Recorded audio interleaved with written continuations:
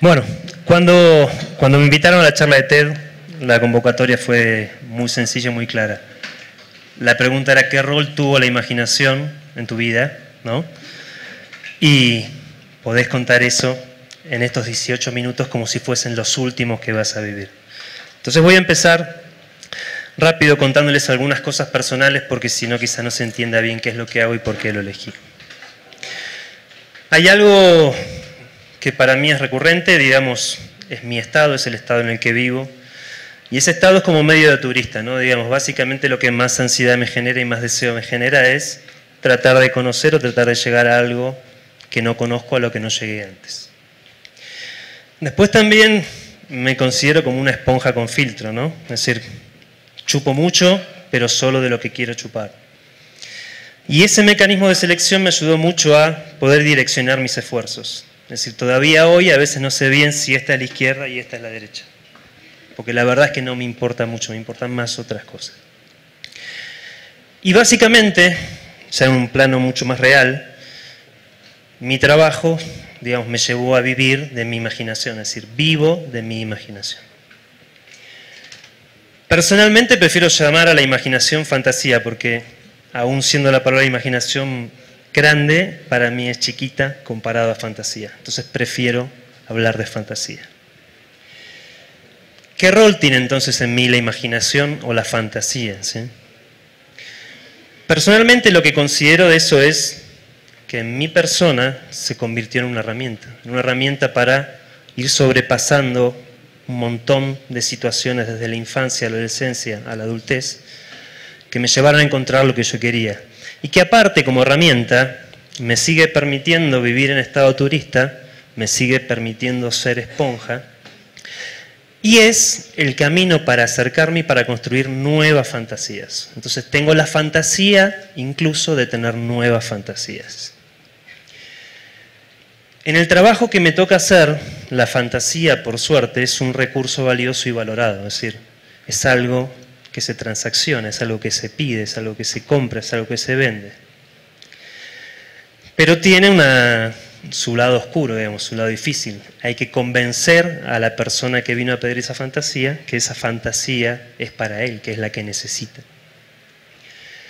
Si uno lo convence, lo positivo es que se puede vivir de eso. Es decir, tengo un espacio físico, tengo empleados, tengo socios, tengo amigos, tengo clientes y marcas que pagan por las fantasías que nosotros les proponemos. Vender fantasías no es una boludez, no es una cosa fácil, es un trabajo bastante duro. ¿Por qué digo que es duro? Digo que es duro porque el que pide fantasías vive en una realidad generalmente sin fantasías o con pequeñas fantasías. Entonces, para convencerlo de que esa fantasía es buena para él y que te pague por esa fantasía, hay que tratar de torcer su propia realidad. Hay que justificar el por qué él necesita esa fantasía. Lo que tiene de bueno es que cuando uno empieza a vender fantasías y las marcas, los clientes o las personas empiezan a comprarlas, se empieza a generar un círculo virtuoso. Es decir, uno vende fantasías, las fantasías se pagan bien y vuelven por más fantasías. Por eso esto es muy importante, es algo que me encanta transmitir, digamos. La gente va a volver a pedir lo que uno les propuso. La gente va a volver a pedir las fantasías que uno les contó. De otra manera, van a ser nuevas, van a ser diferentes a las anteriores, mejores, quizás más lejanas, más grandes.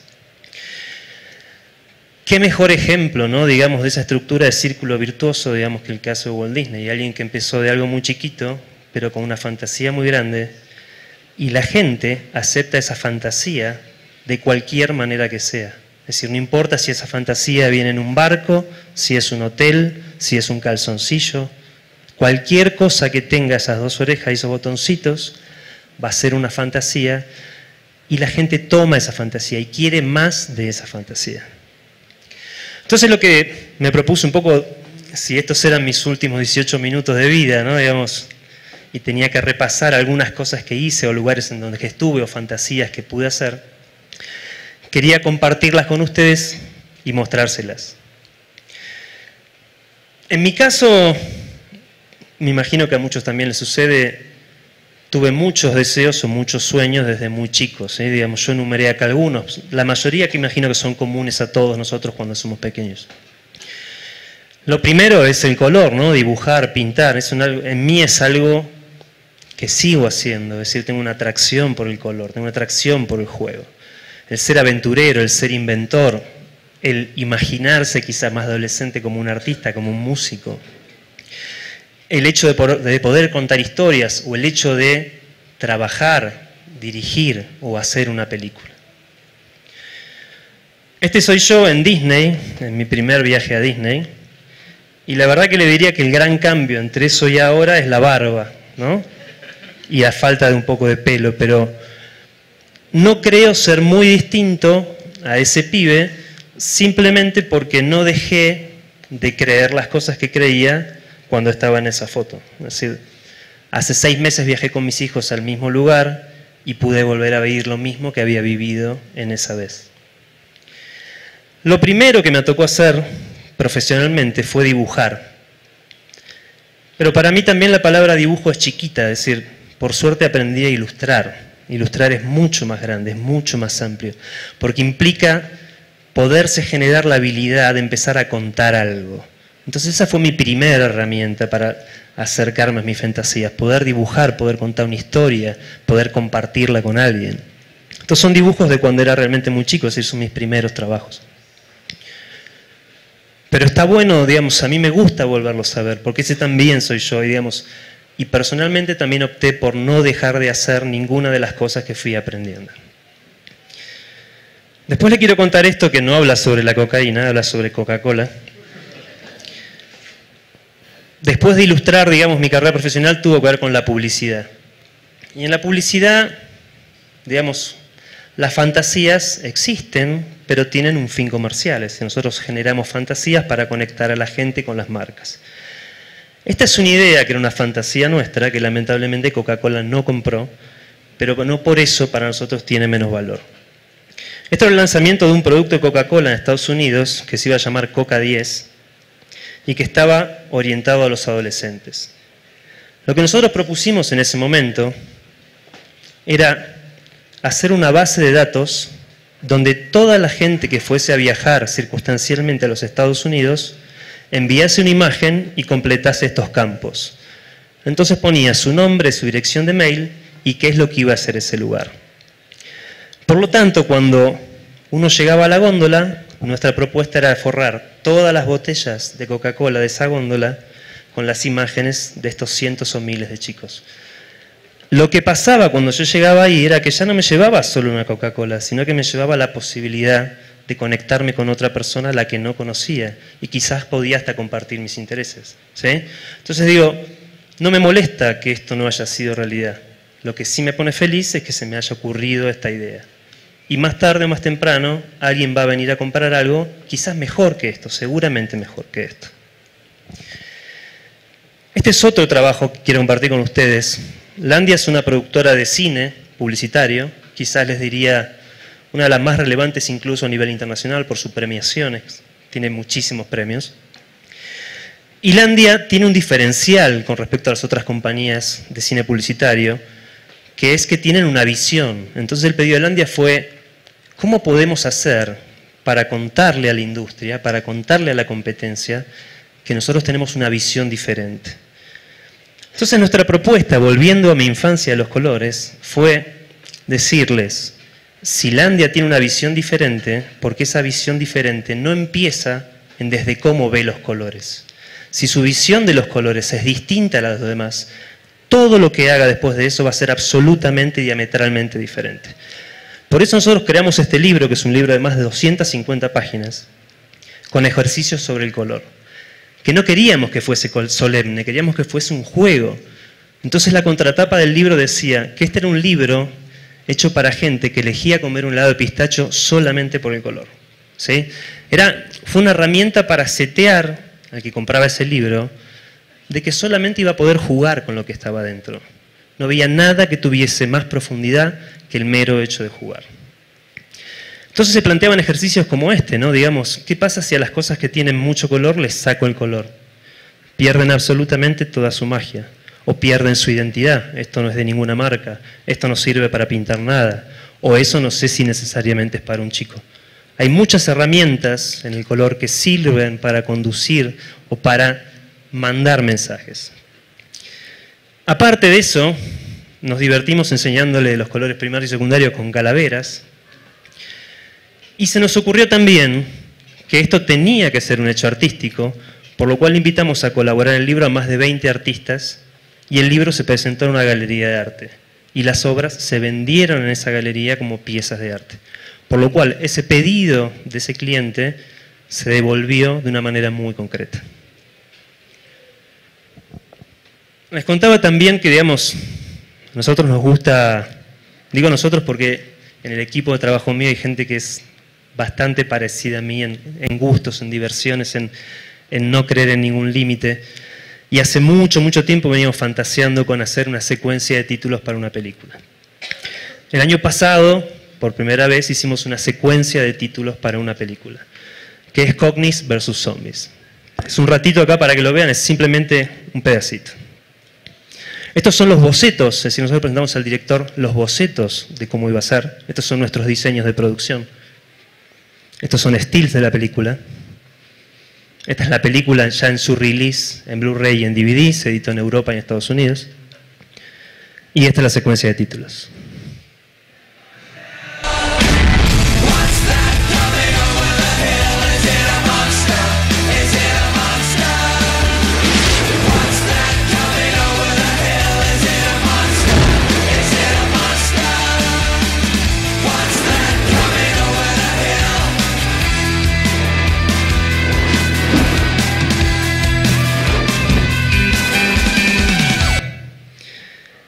Una vez más, volvimos a dibujar, volvimos a pintar, contamos una historia y tuvimos una idea. Digo, yo disfruté mucho personalmente esto desde ese lugar, de volver a jugar. Como también, digamos, somos un poco inquietos y no nos gusta hacer siempre lo mismo, un día con mi socio dijimos, ¿por qué no diseñamos una casa y construimos una casa? A ver cómo trasladamos estas ideas que tenemos a un espacio físico en el que podamos vivir, en el que podamos estar y al que podamos ir a trabajar. Y decidimos hacer esta casa, la dibujamos, la diseñamos y la construimos en el Delta del Tigre, que es un espacio muy, muy interesante, muy cerca de la capital de Buenos Aires. Es un lugar al que solamente se puede llegar por el agua, en una lancha colectiva, en lo que sería un colectivo que por el agua o una lancha particular. Y la usamos para ir a trabajar cuando había proyectos que sentíamos que merecían aislarnos un poco de nuestro día a día y ir a ese espacio. En ese espacio no hay internet, no había nada, era solamente ir a pensar, a charlar y a dibujar. Y ahí se compartían esas experiencias y ahí cocinábamos y nos cocinábamos unos a otros para generar como un mood, un flow de trabajo mucho más atractivo. También llevamos un par de chicas lindas para que la foto se vea mejor. Otra cosa importante también, como les decía al principio, ¿no? Digamos, a mí siempre me gustó mucho la música es la compañía del que dibuja, la música es la compañía del que piensa historias, la música es la compañía del que le toca trabajar muchas horas. Cuando era muy muy joven, un amigo mío me dijo, tenés que ir a ver Soda Stereo, yo te voy a llevar a ver Soda Stereo. Tenés que ver eso, tenés que escucharlos, tenés que ver lo que hacen. Creo que estaba por ahí yo, más o menos. ¿Sí? Digamos, realmente no solo Soda, sino digamos que esa época de la música para mí fue como muy relevante. Entonces, fue muy interesante porque acá empezó como otro sueño, es decir, wow, ¿podría yo trabajar para estos artistas? ¿Podría trabajar para la industria de la música? El tiempo me terminó convirtiendo en íntimo amigo de Charlie Alberti, ¿sí? Con él compartimos muchas cosas. Esta foto es de un viaje que hicimos el año pasado a Miami para presentar su fundación de cambio climático, con la cual colaboramos gratuitamente desde el estudio todo el tiempo. No solo eso, sino que aparte tuvimos la suerte de trabajar en el regreso de Soda. Es decir, la banda que yo había ido a ver, pude ser parte de eso, pude hacer un libro para Soda, pude hacer los artes de disco del regreso de Soda. Y después de eso, Gustavo me pidió que haga el arte de disco de su último disco. Entonces, esa instancia, esa cercanía, digamos, mágica que a veces tienen las fantasías con lo que uno sueña, significa que todo se puede hacer, ¿sí? Después de haber hecho esto, el mejor regalo que le podíamos hacer a él fue devolverle este premio, ¿no? Digamos, el Grammy. A nosotros no nos importan mucho los premios, pero lo que sí me importa este premio, y que me guardo como algo lindo, es que tengo una casa de playa con unos vecinos norteamericanos que cuando se enteraron que había ganado este premio, me contaron que su mejor amigo era John Billings y era la persona que había hecho mi estatuilla. Entonces pude conocerlo a él también. Hoy estoy en una instancia donde también pienso, ¿por qué no, no? ¿Por qué no otras tantas cosas? Es decir, lo que pasó está bien, me sirvió, me sirve, lo disfruté, pero ¿por qué no otras cosas? Hace poco cumplí años y mis amigos y mi mujer se confabularon y me regalaron todas las herramientas para ser tatuador. Entonces ahora me voy a proponer también ser artista de tatuaje.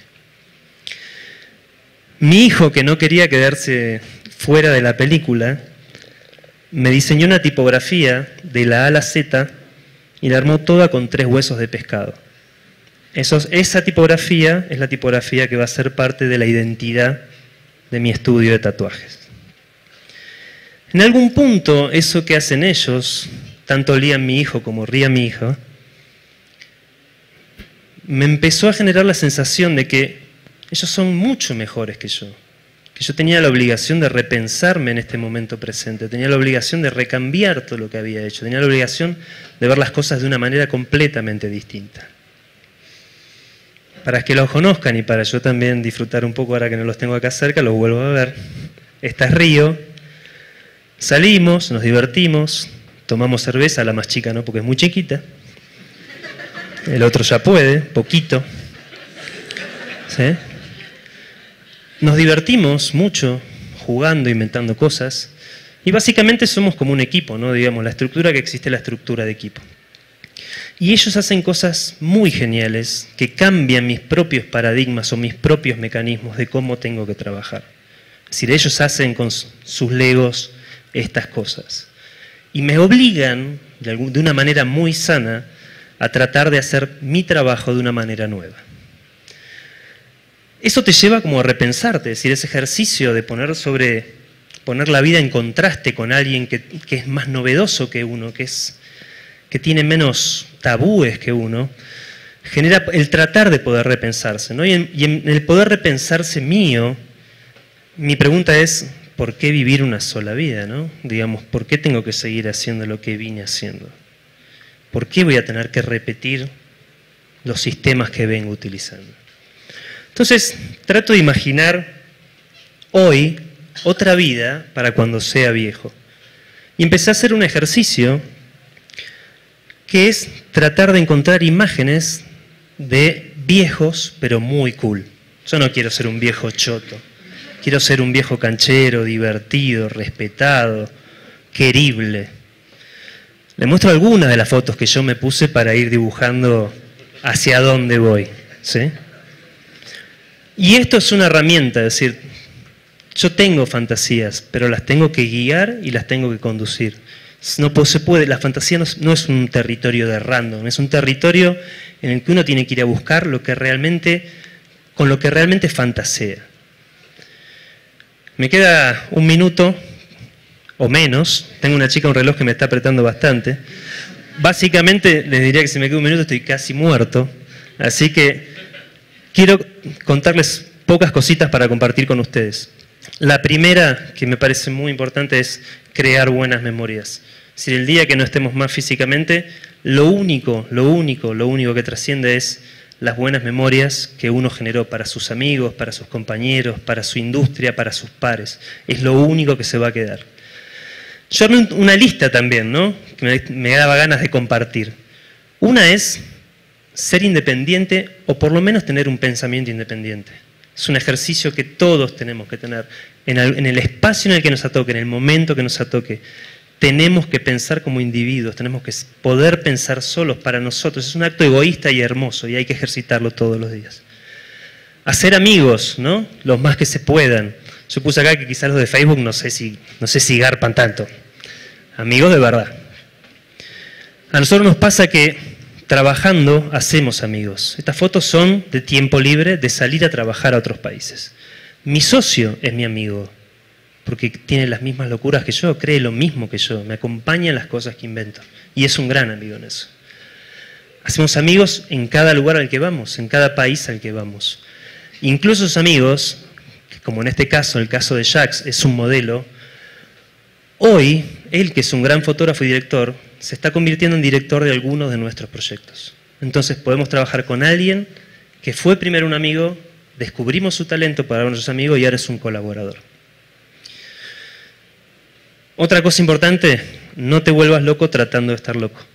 La locura es genial, pero si uno está muy loco es un pelotudo. Hay que llevarla de a poquito, hay que tenerla en el borde. Otra cosa importante, nosotros vivimos personalmente me toca trabajar en una industria de una alta frustración. El 80% o más de las cosas que proponemos no pasan. Entonces hay que empezar a disfrutar del no. El no es una herramienta para dar un paso para adelante, para pensar las cosas de otro lugar, de otra manera, para entender qué es lo que nos sirve. Y obviamente celebrar el sí. Otra cosa importante que a mí me ha hecho muy bien, disfrutar el talento de los demás como si fuera propio. Es decir, en ese compartir ese talento se aprende mucho, mucho, mucho y mucho más cada día. Otra cosa importante, nadie te va a salvar y nadie te va a destruir. Es decir, uno puede pasar malos momentos y un momento bueno no te va a cambiar la vida tampoco. Esto es todos los días tratar de hacer las cosas bien. Y por último, cuidado con la gente de traje. ¿Sí?